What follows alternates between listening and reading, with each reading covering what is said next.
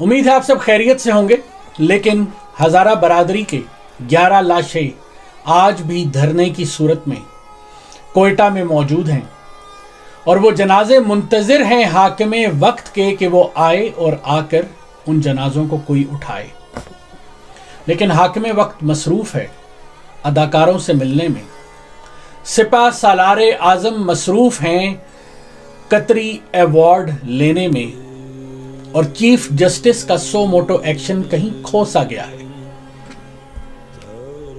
कुछ समझ नहीं आता कि हमारा माशरा किस तरफ जा रहा है कि जहां हाकिम वक्त जो किसी ज़माने में अपनी वज़ीर आज़म की कुर्सी के पीछे भाग रहा था और इतना पागल था कि उसका बस नहीं चलता था कि वो कुछ भी कर जाए कि किसी तरह से उसको वज़ीर आज़म बना दिया जाए, और आज जब लोगों ने उसको वोट दिया और उसको वज़ीर आज़म बना दिया तो वो कहता है कि मैं ब्लैकमेल नहीं हूँगा, लाशें दफनाओ तो मैं ब्लैकमेल नहीं हूँगा, लाशें दफनाओगे तो मैं फिर आऊँगा। तो जनाब, लाशें रखे ही इसलिए हैं ताकि आप आएं और मुकरें नहीं। अगर आप पहले दिन चले जाते तो लाशें रखने की ज़रूरत ना पड़ती।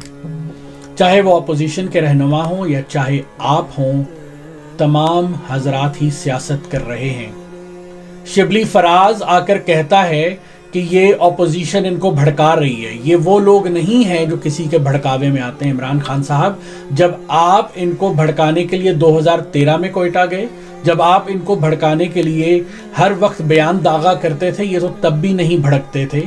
ये इस ऑपोजिशन के कहने पे कैसे भड़केंगे जो आपकी नज़र में और आपके ख्याल में बिल्कुल जो है उसका कोई अहमियत ही नहीं रही। आपकी तो अहमियत थी ना। आपकी अहमियत वाली ऑपोजिशन के बावजूद ये लोग नहीं भड़के, तो इन लोगों के कहने पे क्यों भड़केंगे?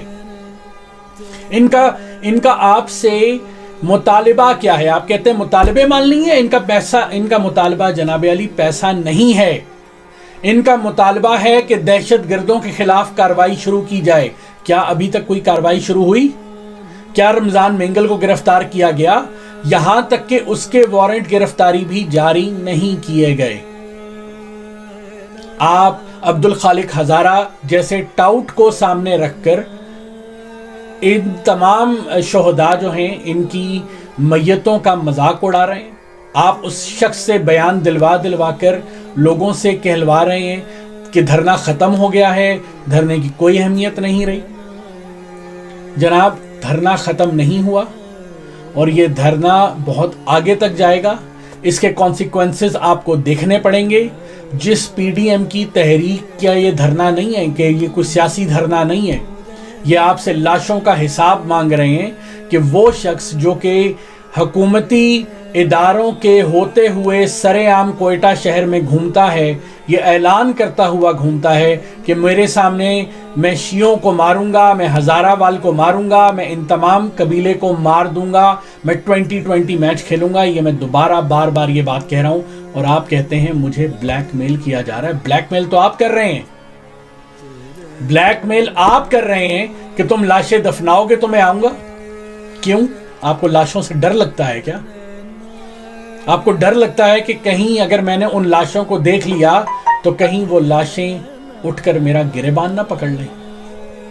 किस बात का डर है आपको? आप तो वो शख्स थे जो कहते थे कि ये चोर डाकू पैसा लूटने में मसरूफ हैं, इसलिए ये इन जनाजों पर नहीं आते। जनाब, ये वो कौम है कि जिसने अपने जनाजे सड़कों पे रखे थे तो हमारे मीडिया ने इनकी खबर चलाई थी। हमारा मीडिया भी इतना बेगैरत और पस्त था कि इनके बारे में किसी ने बात करना पसंद नहीं की थी। जब इन्होंने 5-6 दिन सड़कों पर अपने जनाजे रखे, तब मीडिया को एहसास हुआ कि हज़ारा कबीला भी कोई कबीला है। इन लोगों की भी लाशें हैं जो कि बड़ी तादाद के अंदर सड़कों पर पड़ी हैं। जो इनका पहला धमाका हुआ था उसके अंदर ऐसा ही हुआ था कि मीडिया ने इनकी खबर तक नहीं चलाई थी। तो जनाब, आज भी इनको मालूम है कि अगर ये अपने लाशें दफना देते हैं, ये धरने कॉल ऑफ कर देते हैं, तो आप जैसा वजीर आज़म जो कि यू टर्न लेने का माहिर है, जिसके ख्याल में यू टर्न ही बेहतरीन हिकमत अमली और बेहतरीन इकदाम है, उसने इनके पास नहीं जाना। ان کو چاہیے کہ آپ وہاں پر آئیں اور آ کر آپریشن شروع کریں. کوئی سیاسی بات نہیں ہونی چاہیے, اس بات سے کوئی بھی اختلاف نہیں کرتا, لیکن جو بات آپ کر رہے ہیں وہ سراسر سیاسی ہے.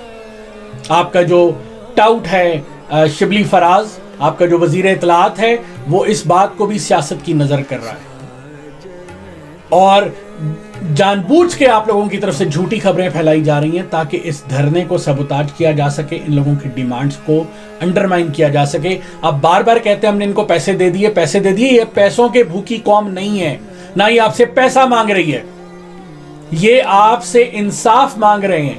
اور پھر آپ کہتے ہیں جی یہ افغانی ہے, ان کے اندر ڈیکیڈ سے, سالوں سے یہ لوگ یہاں پر رہ رہے ہیں, اور آپ کہتے ہیں یہ لوگ افغانی ہیں.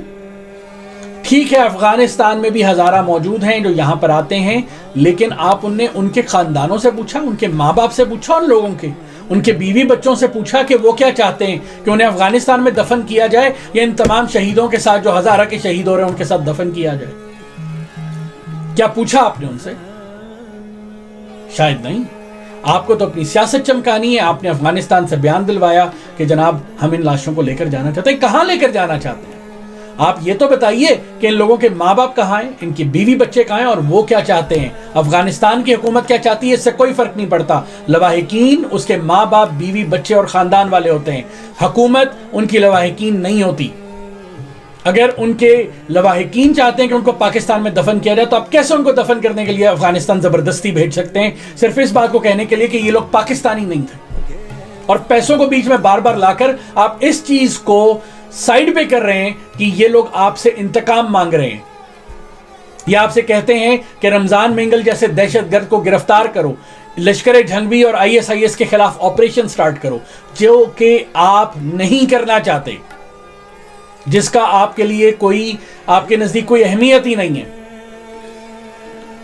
یہ دھرنا ابھی تک کال آف نہیں ہوا, اور جو بار بار حکومتی چینلز, حکومتی صحافی جن کے منہ میں گھنگریاں پڑ گئی ہیں, وہ اس کو بار بار اچھال رہے ہیں یہ بتانے کے لیے کہ شاید یہ جو دھرنا یہ ختم ہو گیا. یہ دھرنا ختم نہیں ہوا, اور یہ دھرنا مزید شدت اختیار کرے گا. اب جو میں لوگوں سے بات کر رہا ہوں, جو میں لوگوں سے سن رہا ہوں, اب یہ دھرنا مزید شدت اختیار کرے گا, اور عمران خان صاحب شاید یہ آپ کے تابوت کا آخری کیل ہوگا جو آپ یہ حرکت کر رہے ہیں.